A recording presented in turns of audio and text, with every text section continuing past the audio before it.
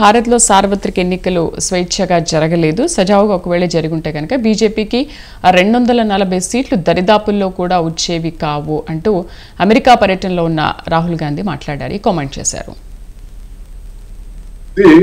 ఎన్నికలకు ముందుగానే లేదా ఎన్నికల సందర్భంలో ఎన్నికల తర్వాత కూడా కాంగ్రెస్ పార్టీ కానీ లేదా వామపక్షాలు కానీ ఇతర బీజేపీ ఇతర పార్టీలన్నీ కూడా ఇటువంటి విమర్శలు గతంలోనే చేశాయి.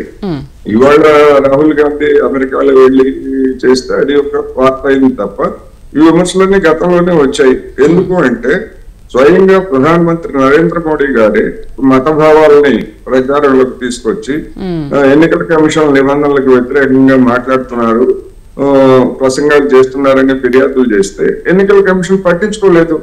కనీసం నోటీసులు కూడా ఇవ్వలేదు ప్రధానమంత్రికి. ప్రతిపక్షాలు చేసినటువంటి వాటన్నిటిని కూడా ఇగ్నోర్ చేసి మౌనంగా అనేకమైనటువంటి ఉదంతాలు మనం చెప్పుకోవచ్చు. మొత్తం అంతా కూడా సంపదలన్నీ కూడా మొత్తం ముస్లింలకే కట్టుపెట్టేస్తారని చెప్పేసి స్వయంగా ప్రధానమంత్రి ఆయన చెప్పాడు. మరి అటువంటి అన్ని కూడా దాని అర్థం ఏంటి? ఒక ఎన్నికల సందర్భంగా ఒక వర్గం మీద మరొక వర్గాన్ని రెచ్చగొట్టేటువంటి వ్యాఖ్యలే కదా. అందుకని ఇలాంటి వాటన్నిటి మీద గతంలోనే విమర్శలు వచ్చాయి. నరేంద్ర మోడీ గారి మీద చేసినటువంటి ఫిర్యాదులు పట్టించుకోలేదు. అనేక చోట్ల ప్రతిపక్షాలు సూచించిన మేరకు అవసరమైనటువంటి ఏర్పాట్లు సరిగ్గా చేయలేదు అనేటువంటి కూడా వచ్చింది. అందుకనే అదొక సాధారణ విమర్శగానే నేను పరిగణిస్తున్నాను. రాహుల్ గాంధీ కూడా గతంలో చేసినటువంటి వాటిని ఒక దగ్గర పొసగుచ్చినట్టుగా చెప్పారు తప్ప మరి కొత్త విషయం లేదు. నిజంగా అటువంటిది కనుక జరిగి ఆ విధంగా ప్రజాస్వామ్యబద్ధంగా లేకపోతే ఇప్పుడు ఎక్కడ బెదిరింపులు లేకపోతే మతపరమైనటువంటి విభజన రెచ్చగొట్టడం ఇట్లాంటివన్నీ లేకుండా సాధారణ పరిస్థితుల్లో కనుక ఉండేట్లయితే డెఫినెట్ గా బీజేపీకి అన్ని సీట్లు వచ్చినాయి కాదు, ఓట్లు తగ్గాయి, సీట్లు తగ్గాయి, ఇంకా తగ్గి ఉండేవి. అంటే 2-3 బడా వ్యాపార సంస్థలతో మోదీ ప్రభుత్వం కుమ్మక్కైంది.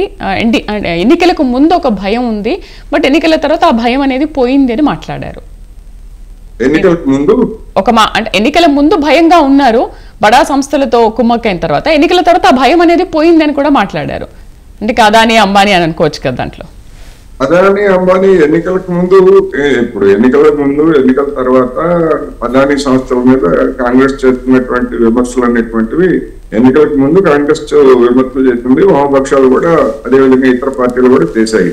ఇప్పుడు కూడా ముఖ్యంగా సెబీ చీఫ్ మాధవి అనే ఆమె మీద వస్తున్నటువంటి ఆరోపణల మీద దర్యాప్తు జరపడానికి, విచారణ జరిపించడానికి లేదా పార్లమెంటరీ కమిటీ ముందు ఆమెను ప్రశ్నించడానికి వీల్లేదని చెప్పేసి బీజేపీ ఎందుకు అడ్డుపడుతుందో అర్థం కాదు.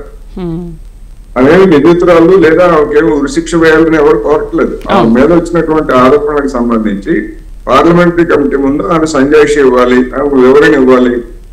వివరణ ఇస్తే దాన్ని బట్టి పార్లమెంటరీ కమిటీ ఒక వైఖరికి వస్తుంది అనేటువంటిది. అది ఒకటి కనీసం డెమోక్రటిక్ ప్రజాస్వామిక డిమాండ్ అది. మరి ఎటువంటి వాటిని ఎందుకు చేస్తున్నారంటే అదానీ కంపెనీ తోటి లేదా ఆమెకి ఇతర కంపెనీలతో ఉన్నటువంటి సంబంధాలు, ఆర్థిక లావాదేవీలు, ఆర్థిక లబ్ధి, ఇది ప్రధానమైనటువంటి చర్చ. రాబోయేటువంటి రోజుల్లో కూడా ఇది కేంద్ర ప్రభుత్వాన్ని ప్రతిపక్షాలు మరింతగా నిలదీసేటువంటి అవకాశం కూడా కనిపిస్తా ఉంది. ఇవాళ వచ్చినటువంటి వార్తలు ఇవన్నీ కూడా చూసినప్పుడు ఒక్క అదానీ కంపెనీలే కాదు, రెడ్డిస్ ల్యాబ్, అదేవిధంగా కోటక్ మహేంద్ర, ఇంకా ఇలాంటి కంపెనీలన్నింటితోటి ఆమెకు ఆ భర్తకి ఆర్థిక లావాదేవీలు లబ్ధి చేయకూడదు అనేటువంటి వార్తలు వస్తున్నాయి.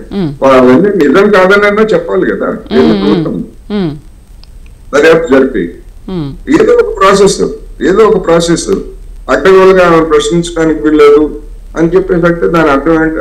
ఆమెని లేదా ఆమెతో కుమ్మక్కైనటువంటి కంపెనీలని కాపాడటానికి కేంద్ర ప్రభుత్వం ప్రయత్నిస్తుందని జనం అనుకునేదానికి అవకాశం ఉంది.